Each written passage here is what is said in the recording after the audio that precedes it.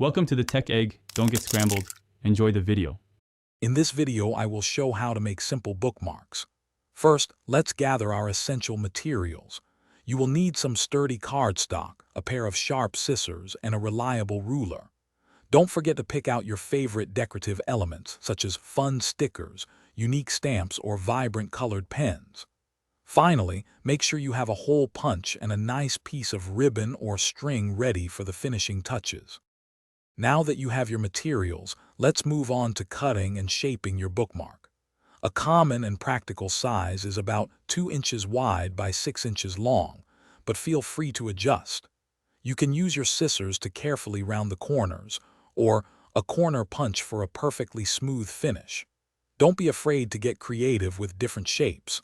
A unique outline can make your bookmark truly stand out. With your bookmark cut and shaped, it's time for the fun part. Decorating. This is where you can truly make it your own.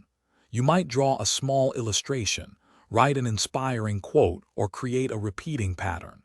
Feel free to use stamps, stickers, or even a touch of glitter to add some sparkle.